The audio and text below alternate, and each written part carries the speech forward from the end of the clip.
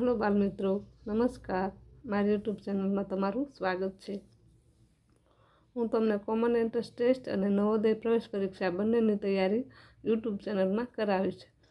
તો તમે મારી યુટ્યુબ ચેનલમાં જોડાયેલા રહેજો. જો તમારે મારી યુટ્યુબ ચેનલને સબસ્ક્રાઈબ કરવાની બાકી હોય તો તે પણ કરી લેજો. અને મેં જે વિડીયો મૂક્યા છે તે અલગ અલગ વિભાગમાં પ્લેલિસ્ટમાં મૂકેલા છે, તો તમને ઝડપથી મારા વિડીયો મળી જશે. મારા વિડીયો તમે જોજો અને જે વિડીયો જોવો તેની તમે બુક પણ બનાવજો, જેથી કરીને તમારે વારંવાર પુનરાવર્તન કરવામાં તે બુક મદદ કરશે. અને તમને જે લખેલું હોય ને, આપણે ખાલી વિડીયો જોઈએ એના કરતાં જો આપણે લખીએ ને તો તે આપણને વધારે યાદ રહેતું હોય છે. તો તમારે બુક ફરજિયાત બનાવવાની અને એ બુકનું તમારે પુનરાવર્તન કરતા રહેવાનું. જો ન સમજાય તો બીજી વખત વિડીયો પણ જોવાના. તો ચાલો હવે હું તમને આ મારું જે મહાવરા પ્રશ્નપત્ર નંબર F હતું, તે જ્યાંથી ગણિત વિભાગથી અધૂરું હતું ત્યાંથી હવે હું આગળ શરૂ કરું. તો જોઈએ ગણિત વિભાગ 31 પ્રશ્નથી શરૂ કરીએ. આપણે જોઈએ 31 નંબર. આકૃતિના આધારે છાંયાંકિત ભાગનું ક્ષેત્રફળ કેટલું હશે? હવે એક આકૃતિ આપેલી છે અહીંયા, અને છાંયાંકિત ભાગ એટલે આજે આડી લીટી કરેલી છે ને તે ભાગ, તેનું ક્ષેત્રફળ કેટલું હશે તે શોધવાનું. તો તે આવું જ્યારે પ્રશ્ન આવે ને ત્યારે કેવી રીતે શોધવાનું તો હું તમને શીખવાડું. આ પહેલાં આકૃતિ છે કેવી છે? તો લંબચોરસ છે. તો લંબચોરસ ચિત્ર આકૃતિ હોય તેનું ક્ષેત્રફળ, લંબચોરસનું ક્ષેત્રફળ કયું છે? તો કે લંબાઈ ગુણ્યા પહોળાઈ. તો પહેલાં તો આપણે છે ને આખી આકૃતિનું ક્ષેત્રફળ શોધી લેવાનું, અને પછી આપણને આ વિભાગ છે ને તેને બાદ કરી નાખવાનો. એવી રીતે શોધવાનું. તો હું તમને શીખવાડું. તો પહેલાં આખી આકૃતિ જોઈએ. તો આખી આકૃતિનું ક્ષેત્રફળ એટલે આ લંબચોરસ છે, એનું ક્ષેત્રફળ સૂત્ર શું છે? તો કે લંબાઈ ગુણ્યા પહોળાઈ. તો એની લંબાઈ 4 ને 7 એટલે કેટલી છે લંબાઈ? 11. તેની પહોળાઈ કેટલી છે? 2 અને 2 એટલે 4. 4 સેમી એની પહોળાઈ છે, એટલે 11 ગુણ્યા 4. 11 ગુણ્યા 4 કરો તો 44 ચોરસ સેમી તેની લંબાઈને પહોળાઈ આવી ગઈ, ચોરસ સેમી, બરાબર. પછી હવે આપણે આ જે કોરો ભાગ છે ને તેનું શોધવાનું છે. તો આપણે પહેલાં અહીંથી આવી રીતે આમ એક ભાગનું શોધશું અને પછી આ બીજો ભાગ શોધવાનો. અહીંથી આમ એક ભાગ શોધવા માટે પાછું તમારે કોરા ભાગનું ક્ષેત્રફળ શોધવાનું, એમાં લંબાઈ. તો આની લંબાઈ કેટલી છે? તો 4 સેમી છે. તેની પહોળાઈ કેટલી છે? 2 સેમી છે. તો 4 ગુણ્યા 2 કરવાનું. પછી એને અહીં તમે જોશો ને તો આ એક છાંયાંકિત ભાગ છે અને આ ખાલી કોરો. તો હવે આ જે આટલો ભાગ છે ને એમાંથી આપણે કોરો અને છાંયાંકિત 2 ભાગ પાડવાના. એટલે અડધો ભાગ કોરો છે ને અડધો ભાગ છાંયાંકિત કરે. અડધો ભાગ આપણે આમાંથી પણ બાદ કરવો પડશે ને. એટલે લંબાઈ ગુણ્યા પહોળાઈ ગુણ્યા 1/2. 1/2 એટલે અડધો ભાગ થાય. એ આપણે બાદ કરવાનું થશે. એટલે આપણે એવી રીતે સૂત્ર પ્રમાણે મૂકીએ. તો એની લંબાઈ 4 છે, પહોળાઈ છે 2 છે, એને ગુણ્યા 1/2. હવે આપણે તેના છેદ ઉડાડીએ તો 2 એકા 2, આ 2 2 જતા રહ્યા. હવે 4 વિધા 4. એટલે અહીંયા તમે જોશો ને તો આ જે કોરો ભાગ હતો ને આ એક ભાગ હતો, આ નીચેનો ભાગ બાકી છે. આ એક ભાગ છે ને તેનું ક્ષેત્રફળ જોઈએ ને તો કેટલું આવે? 4 ચોરસ સેમી આવે આનું એકનું. પછી હવે એવા 2 ભાગ છે ને, આ 2 ભાગ, તો આપણે 2 ભાગનું ક્ષેત્રફળ, એકનું 4 તો ગુણ્યા 2 કરી નાખવાના. એટલે 2 4 દુ 8, એટલે કે 8 ચોરસ સેમી છે તે આ 2 ભાગનું ક્ષેત્રફળ, આ 2 કોરા ભાગનું ક્ષેત્રફળ મળી ગયું આપણને. હવે આખાનું ક્ષેત્રફળ આપણને કેટલું હતું? આખાનું ક્ષેત્રફળ આપણે શોધ્યું તો 44 ચોરસ સેમી હતું. તો એમાંથી આપણે આ જે કોરો ભાગ છે તે બાદ કરી નાખવાનો. આ કોરો ભાગ કેટલો આવ્યો? તો 8 ચોરસ સેમી આવ્યો હતો ને. તો 44 ચોરસ સેમી બાદ 8 ચોરસ સેમી આ કોરો ભાગ. હવે 44માંથી 8 બાદ કરી એટલે 36 ચોરસ સેમી આવે. જો આપણે એ પૂછ્યું હતું ને આ છાંયાંકિત ભાગનું ક્ષેત્રફળ કેટલું, તો આ છાંયાંકિત ભાગ છે તેનું ક્ષેત્રફળ કેટલું આવ્યું? તો કે 36 ચોરસ સેમી. 36 શેમાં છે તો જોઈએ, આ 28માં. આ ડી જે છે એમાં 36 ચોરસ સેમી છે. જવાબ આવે ડી. હવે આપણે 32 નંબર જોઈએ. અહીંયા 68 + 68 + 68 + 68. પછી એમાંથી પાછા બાદ કરે 63 63. 68 કેટલી વાર છે? 1 2 3 4. અને 63 પણ 4 વખત છે. આપણે એક વખત 68માંથી 63 એક વખત બાદ કરી નાખીએ. પહેલાં આ 68માંથી 63 એક વખત બાદ કર્યા એટલે કેટલા થયા? 5. આ એવું કહેવા માગે કે 68 + 63 બાદ કરવાના. તો એના બરાબર 4 વખત શું આવશે? એમાં 4 વખત શું લઈએ તો આપણે આવી રીતે જવાબ મળી જાય 0. તો અહીંયા એવું છે કે એક વખત 68માંથી 63 બાદ કરો એટલે 5 થાય. એવી રીતે બધાને 68માંથી પાછા બીજા નંબરના 63. એવી રીતે તમે 4 વખત 5ને તમે બાદ કરશો ને 68માંથી એટલે 63. 68માંથી 63 4 વખત બાદ કરો એટલે તમને જે જવાબ છે તે મળી જાય. એટલે અહીંયા તમારે 4 વખત 5ને લેવાના, બરાબર. એટલે તમારે સમાન જવાબ મળે. એટલે અહીંયા જવાબ આવશે બી 5. 33 નંબર જોઈએ. 100 × 27 × 5 × 2. તો અહીંયા તમે જોશો ને તો આ 100 × 27 × 5 × 2 એવું કરીએ તો આ બધાનો ગુણાકાર કરીએ ને ત્યારે આપણે આગળ 27,000 મળે. તો એને બરાબર અહીંયા 1000 છે. 1000ને આપણે કોને જોડે ગુણશું તો આપણને 27,000 મળશે. આમાંથી ઓપ્શન ઉપર જોવાનું. 100ને ગણીએ તો વધી જાય, આને ગુણીએ તો પણ વધી જાય, 5ને ગુણીએ તો ઘટે. તો આપણે 1000 છે તેને આપણે 27 જોડે ગુણાકાર કરીએ. 1000 × 27 કરીએ તો 27,000 મળી જાય. આ બાજુ આનો ગુણાકાર છે તે 27,000 થાય તો એના બરાબર આનો પણ 27,000 થવો જોઈએ. એટલે 1000ને આપણે 27 હારે ગુણાકાર કરશું તો તે પણ 27,000 મળી જાય. એટલે જવાબ આવે બી.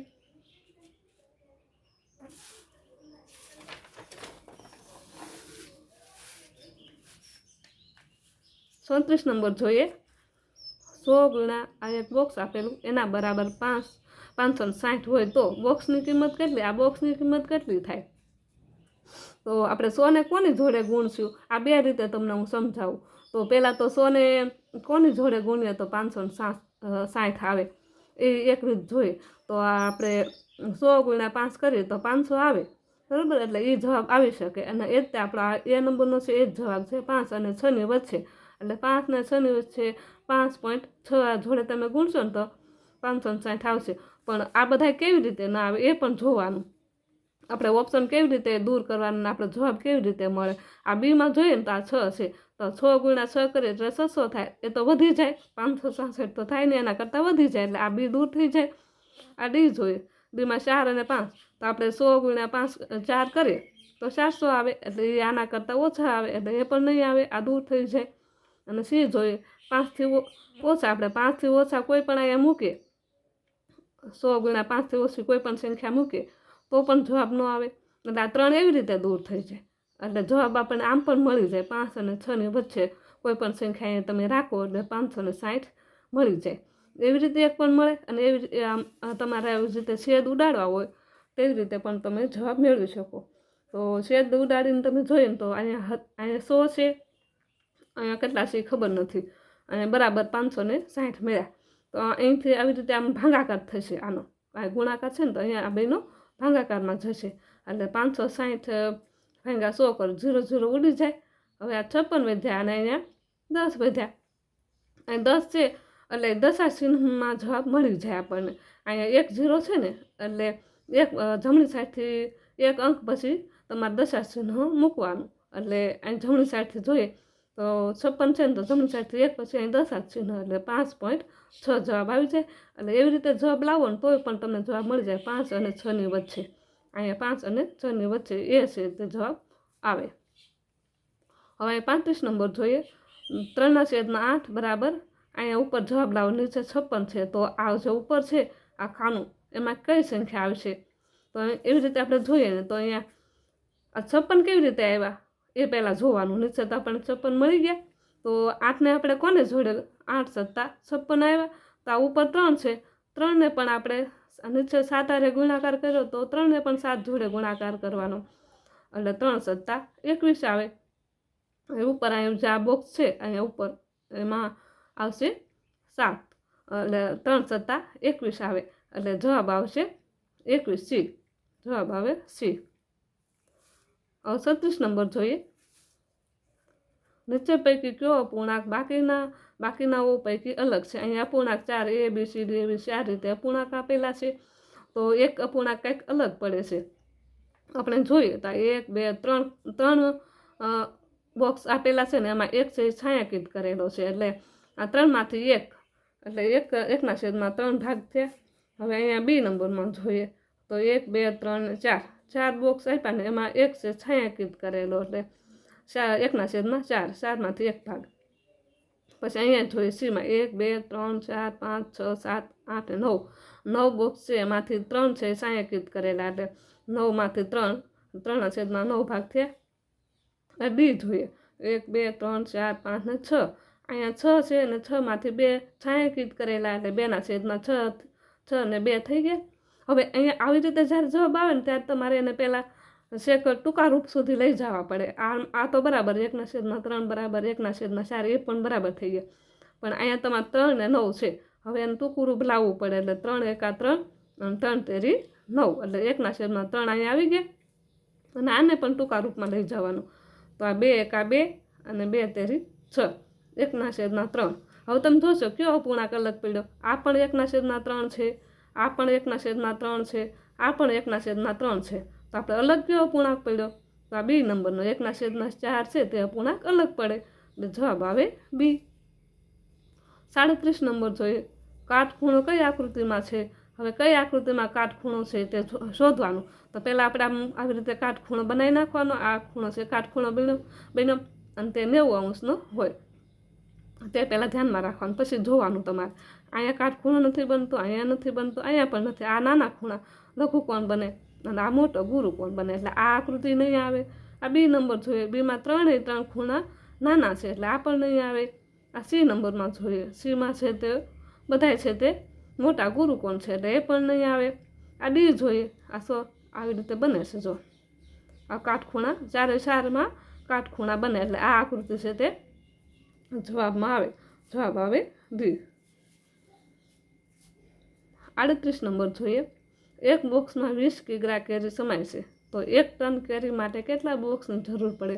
તમે અહીંયા જોશો ને તો પહેલાં તો તમારે અહીંયા ટનમાં કેરી પૂછેલી છે, કેરીના બોક્સ તો અહીં ટનમાં આપેલી છે, કિગ્રામાં નહીં. અહીંયા કિગ્રા છે 20 કિગ્રા, પણ આપણે કેટલા ટન એટલે કેટલા કિગ્રા એ કેટલા ટન એવી ખબર હોવી જોઈએ. તો જ્યારે એક ટન હોય ને ત્યારે કેટલા કિગ્રા? તો કે 1 ટને 1000 કિગ્રા કેરી થાય. તો અહીંયા પહેલાં તમને 20 કિગ્રા માટે એક બોક્સ જોઈએ એવું તો કહી દીધું. તો હવે આપણે પહેલાં 1000 કિગ્રા માટે કેટલા બોક્સ તે શોધવાનું થશે. 1 ટન એટલે 1000 કિગ્રા, એટલે 1000 કિગ્રામાં આપણે શોધીએ તો 20 કિગ્રા કેરી હોય તો એક બોક્સ ભરાય. તો 1000 કિગ્રા હોય તો કેટલા બોક્સ જોઈએ? આવી રીતે તમારે સૂત્ર પ્રમાણે મૂકવાનું. અહીંયા ત્રિરાશિ ઉપર છે, આ બંનેનો ગુણાકાર થશે અને 20 જોડે ભાગાકાર થશે. તો 1000 વિના 1/20. અહીંયા છેદ ઉડાડવાનું 0 0 જતા રહે. 2 પંચા 10, અહીં ઉપર 5 અને આ 0 મૂકી દેવાનો, એટલે 50 બોક્સ મળી જાય. એટલે અહીંયા જવાબ આવે 50 બોક્સ. 50 આપણે 1000 કિગ્રા કેરી ભરવા માટે કેટલા બોક્સ જોઈએ? તો કે 50 બોક્સ. જવાબ આવે એ. હવે 39 નંબર જોઈએ. તો અહીંયા 39માં છે 6 કલાક એ દિવસનો કેટલામો ભાગ? પહેલાં તો આપણને એક દિવસમાં કેટલી કલાક હોય તે ખબર હોવી જોઈએ. એટલે એક દિવસમાં કેટલી કલાક? એક દિવસમાં 24 કલાક હોય. એના આપણે ભાગ પાડવાના. તો આવા જ્યારે પણ આવું પૂછવામાં આવે ને ત્યારે દિવસનો કુલ ભાગ પહેલાં નીચે લઈ લેવાનો અને ઉપર જે અહીંયા પૂછવામાં આવ્યો હોય તે ભાગ, તો આપેલો ભાગ. હવે દિવસનો કુલ ભાગ કેટલો? એક દિવસમાં 24 કલાક હોય અને આપણે શોધવાનો 6 કલાક માટે. 6 કલાક ઉપર 6 લખવાના. 6 એકા 6 અને 624 થાય. તો આ દિવસ 24માંથી 6 કલાક ભાગ છે એ કેટલામો ભાગ કહેવાય? તો કે 4થો ભાગ. આ એક રીત છે. અને બીજી રીતે પણ તમે ગણી શકો. આવી રીતે વર્તુળ કરો. આ એક આખો દિવસમાં છે. આખા દિવસમાં કેટલી કલાક હોય? 24 કલાક હોય. એના આપણે 2 ભાગ પાડીએ તો 12 કલાક. એના 4 ભાગ પાડીએ તો 6 થઈ ગયા 4 ભાગ. 4માંથી આપણને 1 ભાગ ગણવાનો છે, 4થો ભાગ. તો 4થો ભાગ એ આ 6 છે, 1 જ ભાગ આવડા. તો 1 ભાગ કેટલાનો છો? તો કે 4થો ભાગ. એટલે જવાબ આવે બી, 4થો ભાગ. આ 2 રીતે તમે તેનો ભાગ મેળવી શકો. હવે 40 નંબરમાં જોઈએ. 1થી 100માં 5 અને 10 બંને વડે ભાંગી શકાય તેવી સંખ્યાઓ કેટલી? હવે અહીંયા 1થી 100માં એટલે વચ્ચેની એવું નથી કીધું, 1થી 100ની અંદર જે આવતી હોય તે, એમાં 5 અને 10 બંને વડે ભાંગી શકાય તેવી સંખ્યા આપણને પૂછી. જ્યારે આવો પ્રશ્ન પૂછાય ને ત્યારે તમને જે નવોદયના મેં અંકગણિતના વિડીયો મૂકેલા છે અને તેમાં પણ વિભાજ્યતાની ચાવી કરીને વિડીયો મૂકેલો છે, તે તમારે જોઈ લેવાનો. આવા પ્રશ્ન માટે એ તમને ઉપયોગી થશે. તો જોઈએ એમાં વિભાજ્યતાની ચાવી જે છે એમાં 5ની ચાવી કઈ છે? તો કે જે સંખ્યાનો એકમનો અંક 5 કે 0 હોય તો તે 5 વડે નિશેષ તેને ભાંગી શકે. દાખલા તરીકે આપણે જે આ 10 કે 15 એનો એકમનો કા 5 છે, અહીંયા 0 છે, આ બંને છે તે 5 વડે નિશેષ ભાંગી શકાય એવી છે. હવે એવી જ રીતે 10ની ચાવી જે સંખ્યાના એકમનો અંક 0 હોય તેને 10 વડે નિશેષ ભાંગી શકાય. દાખલા તરીકે આ 10, 20, આ 10માં જે છેલ્લે 0 હોય ને તેને આપણે 10 વડે નિશેષ ભાંગી શકાય. આ બંને છે તો બંનેમાં કોણ છે? બંનેમાં 0 છે, બરાબર. તો બંનેમાં 0 છે તે આપણે ભાંગી શકાય. આ 10 છે, 10માં 5 હશે તેને ભાંગી શકાશે નહીં, એટલે બંનેમાં 0 હોય તે. તો આપણે આ બંનેમાં 0 હોય એવી 1થી 100માં જોઈએ તો 10, 20, 30, 40, 50, 60, 70, 80, 90 અને 100 એટલી છે. તો ગણી જોઈએ તો આપણે કુલી 10 થાય. એટલે 1થી 100માં 5 અને 10 બંને વડે ભાંગી શકાય તેવી સંખ્યાઓ કેટલી છે? તો કે 10. જવાબ આવે બી. 41 નંબર જોઈએ. એક કોન્ટ્રાક્ટર દિવસના 350 રૂપિયા મહેનતાણું આપે છે, તો 2.1/3 દિવસના કેટલા રૂપિયા મહેનતાણું ચૂકવવું? હવે પહેલાં તો અહીંયા મિશ્ર પૂર્ણાંક આપેલો છે તેને આપણે સાદા પૂર્ણાંકમાં ફેરવવાનું. તો તેને સાદા પૂર્ણાંકમાં ફેરવવા માટે 2 × 2 એટલે 2 × 2 એટલે 4 થાય અને 4 + 1 એટલે 5. 5/2 છે એ સાદા પૂર્ણાંકમાં ફરી જાય. અને પછી આપણે જોવાનું આ એક કોન્ટ્રાક્ટર છે એ એક દિવસના કેટલા રૂપિયા આપે? તો 350 આપે. તો 5/2 દિવસમાં કેટલા રૂપિયા થશે એ આપણે શોધીએ. તો એના માટે આપણે આ સૂત્ર પ્રમાણે જોઈએ તો આ 350 રૂપિયા ગુણ્યા 5/2 દિવસ. હવે આના છેદ ઉડાડવાના આ બેના. તો અહીંયા તમારે ભાગાકારની રીતે ઉડાડવાનો, કેમ કે 350 / 2 આવી રીતે તમારે ભાગાકાર તેનો કરવાનો. 2 × 2 પછી 7 ભાગાશે ને પછી 5 એટલે 175 છે તે આવે. એટલે 175 ઉપર આવ્યા. હવે 175 × 2 કરવાના. 175 × 2 એટલે 875 છે તે જવાબ આવી જાય. એટલે કેટલું મહેનતાણું આપી શકશે તે 5/2 દિવસો થાય છે એનું મહેનતાણું કેટલું આપશે? તો કે 875 તે રૂપિયા આપે. જવાબ આવે સી. 42 નંબર જોઈએ. એક કુટુંબમાં 6 વ્યક્તિઓ છે, દરેક વ્યક્તિ રોજનું 4 લીટર પાણી પીવે છે, તો એપ્રિલ માસમાં તેમના દ્વારા પીવા માટે વપરાયેલ પાણી કેટલું? હવે પહેલાં તો અહીંયા આવા જ્યારે કોઈ પ્રશ્ન પૂછાય ને એના માટે તમારે ખાસ તો કયા મહિનામાં કેટલા દિવસો આવે તે પાકું કરી લેવાનું, એટલે તમને જવાબ મળી શકે. એટલે આપણે અહીંયા જોઈએ ને તો એપ્રિલ મહિનામાં કેટલા દિવસો હોય? 30 દિવસ. એ આપણને મળી ગયું. હવે 30 દિવસ છે, પછી વ્યક્તિ કેટલા છે? 6 છે, અને કેટલું રોજનું પાણી પીવે? 4 લીટર. તો સૂત્ર પ્રમાણે પહેલાં દિવસ ગુણ્યા વ્યક્તિ ગુણ્યા પાણી. દિવસ કેટલા? 30. વ્યક્તિ કેટલા? 6. 30 × 6 ગુણ્યા કેટલા લીટર? તો 4 લીટર. તો પહેલાં આપણે ગુણાકાર કરવાનો. પહેલાં 30 નો 6 નો કરીએ. 6 તેરી કેટલા થાય? 18 થાય. 6 તેરી 18 અને આ 0 મૂકી દેવાનો એટલે 180 × 4. આ 4ને ગુણાકાર કરવાનો 180 જોડે એટલે 720 લીટર પાણી તે જવાબ મળી જાય. આવી રીતે ગુણાકાર કરવાનો. પહેલાં આ સંખ્યા કરી નાખવાની, પછી આમાં જે મળે એને આની જોડે ગુણાકાર કરવાનો એટલે 720 લીટર પાણી પીવી શકે. જવાબ આવે બી. 43 નંબર જોઈએ. આ આપેલ આકારની પરિમિતિ જણાવો. પરિમિતિ એટલે આ કિનારી જે હોય તે. અને અહીંયા એક ચોરસની પરિમિતિ આપી દીધેલી છે. એક બાજુનું માપ 1 સેમી છે અને આ બાજુનું માપ 1 સેમી. હવે અહીંયા એક આકાર એટલે અંદર ભાગ આવી રીતે આમ આકાર આપેલો છે, આ ઘાટો છે આમ. હવે એની પરિમિતિ આપણે શોધવાની. એના માટે એક બાજુ માટે 1 સેમી થાય એટલે આ 1, 2, 3, 4, 5, 6, 7, 8, 9, આ 10, 11, 12, 13, 14, આ 15, આ 16, એમ કરીને કેટલી બાજુ થઈ? 16. એટલે આનું કેટલી પરિમિતિ મળે? તો કે 16 સેમી. એક બાજુનું 1 સેમી, તો 16 બાજુ છે. 16 બાજુનું કેટલી સેમી? તો 16 સેમી. અહીંયા જવાબ આવે 16. 44 નંબર જોઈએ. નોબિતા દિવસના 8 કલાક ઊંઘે છે, તો તે દિવસના કેટલામો ભાગ ઊંઘે? જો પેલો આ દાખલો જે હતો ને, આ 6 કલાક એ દિવસનો કેટલામો ભાગ, એવી રીતે તે આ દાખલો પણ જવાબ મળશે. 8 કલાક ઊંઘે. પહેલાં તો આપણે એક દિવસમાં 24 કલાક હોય થઈ ગયું. હવે એક દિવસમાંથી તે 8 કલાક ઊંઘે તે કેટલામો ભાગ ઊંઘતી છે? ત્યારે ઓલા સૂત્રમાં જેમ હતું તેમ જ જે કુલ ભાગ છે નીચે મૂકવાનો, અને જે પૂછાયેલો ભાગ કુલ પૈકીનો કેટલામો ભાગ ઊંઘે તે પૂછ્યું છે, તો 8 કલાક. હવે એવી રીતે સૂત્ર પ્રમાણે મૂકવાનું, ઉપર 8, નીચે 24. હવે 8 1 8 અને 8 તેરી 24, એટલે 1 અને 3, 1/3 છે તે જવાબ આવે. કેટલામો ભાગ ઊંઘતા હોય? તો કે ત્રીજો ભાગ, એટલે 1/3 જવાબ આવે બી. પછી હવે 45 નંબર જોઈએ. 45 નંબરમાં છે 121.121 ને 11 વડે ભાંગવાથી ભાગફળ કેટલું મળે? આવું જ્યારે આવે ને ત્યારે આ દશાંશ ચિહ્ન તમારે દૂર કરવાનું, પહેલાં અપૂર્ણાંકમાં ફેરવી નાખવાના, અને પછી તમારે તેનો ભાગાકાર કરવાનો. તો હું તમને એવી રીતે શીખવાડું આ દશાંશ ચિહ્ન કેવી રીતે દૂર કરવાનું. તો આ દશાંશ ચિહ્ન દૂર કરવા માટે તમારે જુઓ, આ જમણી સાઈડથી લેવાના અંક. કેટલા અંક છે? 1, 2 ને 3 અંક છે, તો 3 0 અને પછી 1 મૂકવાનો. એટલે અહીંયા દશાંશ ચિહ્ન પહેલાં દશાંશ ચિહ્ન દૂર કરી અહીંયા આ સંખ્યા જે છે અહીંયા મૂકવાની, અને પછી અહીંયા ગણ્યા હતા ને આપણે 1, 2 ને 3, 3 0, 1, 2 ને 3 અને 1, એટલે અહીં કેટલા? 1000 નીચે આવ્યા. આવી રીતે તમારે પહેલાં તેનો ભાગાકાર કરવા માટે એના ભાંગ્યા કેટલા? 11. તો હવે આ દશાંશ ચિહ્ન દૂર થઈ ગયું એટલે તમને ભાગાકાર કરવામાં સરળતા રહેશે.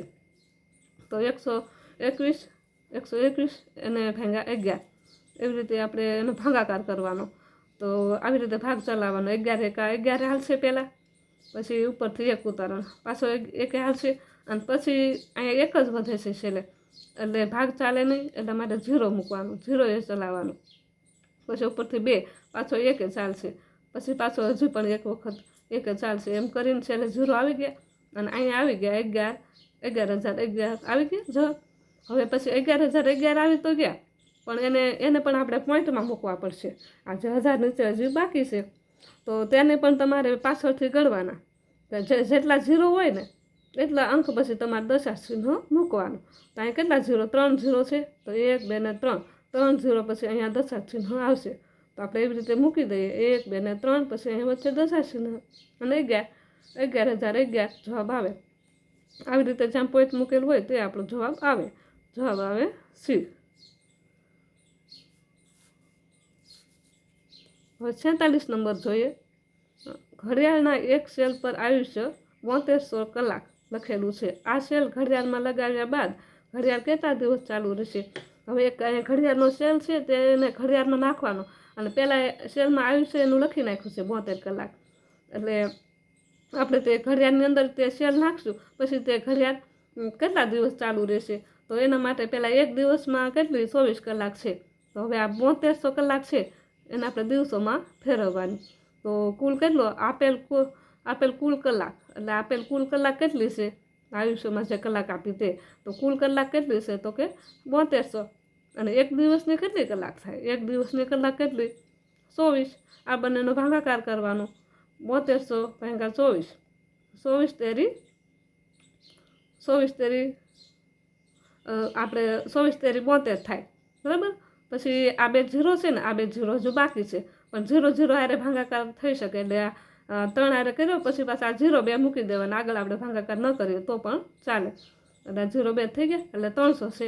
એટલે આમાં તમે જોશો ને તો કેટલા દિવસ ચાલશે? તો કે 300 દિવસ તે ઘડિયાળ સેલ નાખ્યા પછી 300 દિવસ ચાલશે. જવાબ આવે એ.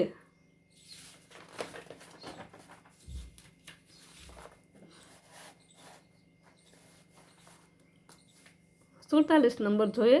બાળક દીઠ દરરોજ 50 ગ્રામ કઠોળ આપવાની યોજના સરકાર દ્વારા કરવામાં આવી. જો એક શાળામાં 320 બાળકો અભ્યાસ કરતા હોય તો તે શાળાને 1 મહિના માટે કઠોળનો કેટલો જથ્થો ફાળવવો પડશે? અહીંયા 1 મહિનો બરાબર 30 દિવસ. આપણે એ મહિનાના દિવસો પણ અહીંયા આપી દીધા છે. હવે એ બાળક દીઠ 50 ગ્રામ આપે છે અને બાળકો 320 છે. તો આ 30 દિવસ માટે કુલ કેટલું જોઈએ? તો સૂત્ર પ્રમાણે ચાલવાનું. બાળકો દીઠ કઠોળ કેટલું છે? બાળકો દીઠ કઠોળ છે 50 ગ્રામ. બાળકો કેટલા? 320 ગુણ્યા માસના દિવસો કેટલા છે? મહિનાના 30 દિવસો પણ આપી દીધા છે એટલે ગુણ્યા 30. હવે પહેલાં આપણે નાની સંખ્યાને ગુણાકાર કરવાનો. 50 જોડે નહીં, પણ આનો બંનેનો ગુણાકાર કરીએ. આ બંને સંખ્યાનો તો અહીંયા મેં જો ગુણાકાર ખૂણામાં કરેલો છે, બરાબર. તો 900 આવે. હવે 900 ગુણ્યા 50 કરવાના. અહીંયા 900 ગુણ્યા 50 કરો એટલે તમારે 4,80,000 જવાબ આવે. હવે આ 4,80,000 જવાબ આવ્યો એ શેમાં આવ્યો? ગ્રામમાં આવ્યો. હવે અહીંયા તો આપણે ઓપ્શનમાં તો ક્યાંય ગ્રામ તો છે જ નહીં, એટલે આપણે કિગ્રામાં ફેરવવું પડે. એટલે આપણે કિગ્રામાં જ્યારે ફેરવશું ત્યારે થશે 1 કિગ્રા બરાબર કેટલા ગ્રામ હોય? 1 કિગ્રા બરાબર 1000 ગ્રામ હોય.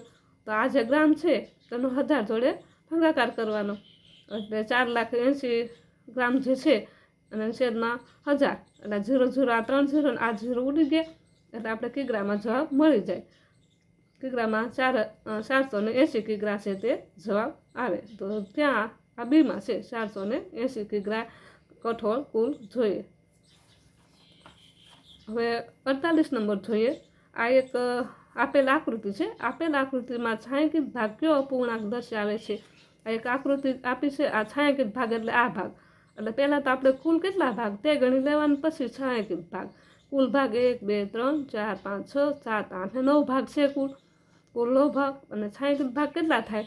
તો આ 1 આખો છે, આ 2, પછી આ 2 થી 1 થાય એટલે 3, આ 2 થી 4 થયા. અને એટલે કુલ 4 ભાગ છે ને 1 અડધો છે. એટલે કેવી રીતે લખાય? 4.5 લખાય. હવે આને સૂત્ર પ્રમાણે જોઈ. આ છાંયાંકિત ભાગ કેટલો થયો? તો કે 4.5 થયો. અને કુલ ભાગ કેટલા હતા? આ 9, કુલ 9. તો અહીંયા દશાંશ ચિહ્ન હશે. એના કારણે આપણને આનું ટૂંકું રૂપ તમારે આપવું પડશે. તો આનું ટૂંકું રૂપ આપવા માટે આપણને દશાંશ ચિહ્ન નડે એટલે આપણે એનો ગુણાકાર કરવાનો. હું અહીંયા 2 જોડે ગુણાકાર તેનો કરવાનો. એટલે 4 દુ 8 થાય અને અડધો એટલે 9 થાય. અહીંયા 9 અને 9 દુ 18, 9 ના છેદમાં 18. હવે આને તમે ટૂંકું રૂપ આપી દેવાનું. તો કે 9 એકા 9 અને 9 દુ 18 એટલે 1 ના છેદમાં 2. 1 ના છેદમાં 2 જે જવાબ આવે તે સીમાં આવે. જવાબ આવે સી. 49 જોઈએ. એક પાત્રમાં 2 લોખોટી નાખતા 8 મિલી અને 4 સિક્કા નાખતા 2 મિલી પાણી ચઢે છે. તો પાત્રમાં 5 લોખોટી અને 6 સિક્કા નાખતા કેટલા મિલી પાણી ઉપર ચઢે? અહીંયા એવું કે 2 લોખોટી નાખો ને તો 8 મિલી પાણી ઉપર ચડે અને 4 સિક્કા નાખો તો 2 મિલી પાણી ચડે. તો આપણે 5 લોખોટી નાખીએ અને 6 સિક્કા નાખીએ તો કેટલું પાણી ઉપર ચડે? એના માટે આપણે જોઈએ કેવી રીતે દાખલો ગણવાનો તે સમજાવું. આ 2 લોખોટી નાખીને ત્યારે 8 મિલી પાણી ચડ્યું. તો પહેલાં આપણે લખોટીનો વારો લઈએ. 2 લખોટીએ 8 મિલી પાણી ચડ્યું. તો 5 લખોટીએ કેટલું? આપણે ત્રિરાશિ મૂકવાની. આ જે લખોટી ઉપર જતી રહેશે આ 5 ગુણ્યા આ 5 ને આ 8. 5 ગુણ્યા આ 2 લખોટી નીચે 2 એટલે 2 ચોક 8, 5 ચોક 20. આ 20 મિલી છે પાણી ઉપર ચડશે. આ સિક્કા નાખવા, આ લખોટી નાખવાથી 20 મિલી પાણી ચડે. હવે આપણે સિક્કાનો વારો લઈએ. તો સિક્કા જોઈએ તો 4 સિક્કા, આ 4 સિક્કા છે. 4 સિક્કાએ કેટલું? 2 લખોટી 2 મિલી પાણી ઉપર ચડે. તો હવે આપણે જોઈએ 6 સિક્કા નાખતા કેટલું? 6 સિક્કાએ કેટલું મિલી પાણી ઉપર ચડશે? 6 અને 2 ઉપર રાખવાના આવી રીતે ક્રોસ. 6 ગુણ્યા 2 છેદમાં 4. પછી જોઈએ તો 2 એકા 2 અને 2 દુ 4 અને 2 એકા 2 ને 2 તેરી 6 એટલે ઉપર આવશે 3. એટલે જવાબ આવે અહીંયા 3 મિલી છે તે 4 સિક્કા ઉપર 6 સિક્કા ઉપર નાખવાથી કેટલું? 3 મિલી પાણી ઉપર ચડશે. હવે આ જે લખોટી અને આ સિક્કા બંને નાખવાથી કુલ કેટલું ચડ્યું તે ત્યાં પૂછવામાં આવ્યું. તો લખોટી નાખવાથી 20 મિલી ચડ્યું અને સિક્કા નાખવાથી 3 અને 20 ને 3નો સરવાળો કરી નાખવાનો. 20 ને 3 એટલે 23 આવે. 23 મિલી પાણી ઉપર ચઢે એટલે જવાબ આવે એ 23. હવે 50 નંબર જોઈએ. નીચે આપેલ કઈ ઘટનામાં ક્ષેત્રફળનો ઉપયોગ કરવામાં આવશે? અહીંયા તમને A, B, C અને D એવી રીતે એક ઓપ્શન આપેલા છે. એમાં કઈ ઘટનામાં તમે ક્ષેત્રફળનો ઉપયોગ કરશો? હું તમને સમજાવું. પહેલાં મેં અહીંયા એક ચોરસ દોરેલું છે. જ્યારે આ ચોરસની કિનારીનું પૂછવા આવે ને તો પરિમિતિ કહેવાય, પણ અંદરના ભાગનું જ્યારે પણ પૂછવામાં આવે ને, આ જો આ કિનારીનું પૂછે ને ત્યારે પરિમિતિ, અંદરના ભાગનું કાંઈ પણ પૂછવામાં આવે ને ત્યારે ક્ષેત્રફળ. એટલું યાદ રાખવાનું. હવે તમે આપણે જોઈએ, જો કાપડની ફરતે પટ્ટી લગાવે, કાપડની ફરતે એટલે આ થયું ને તો પરિમિતિ કહેવાય. તો અહીં ક્ષેત્રફળનો ઉપયોગ થશે નહીં. આ C નંબરમાં જોઈએ, ખેતરને ફરતે વાડ બનાવવા અને ફરતે જવાબ આવ્યું ને, અહીંયા પણ પરિમિતિ આવશે, અહીંયા પણ ક્ષેત્રફળ નહીં આવે એટલે C પણ દૂર થઈ જાય. હવે બી નંબર જોઈએ, રૂમમાં લાદી લગાવી, એટલે આ રૂમ માની લો આપણે, આ રૂમ છે તેની અંદર લાદી લગાવવી. તો લાદી લગાવવા માટે આપણે શું ઉપયોગ કરશે? ક્ષેત્રફળ. એટલે જવાબ આવશે બી. આપણે લાઇટનો તાર લગાવે એ પણ અહીંયા પરિમિતિમાં આવે, એટલે બી પણ નહીં આવે, જવાબ આપણે આવી જશે બી. અહીંયા મેં 20 પ્રશ્નો ગણિતના સમજાવ્યા, હજુ 10 પ્રશ્નો બાકી છે, તે હું હવેનો પછી વિડીયો મૂકીશ, તેમાં મૂકીશ. જો તમે હવે મારા વિડીયો બધા જોતા રહેજો. મારી યુટ્યુબ ચેનલને લાઇક, શેર અને સબસ્ક્રાઈબ કરજો.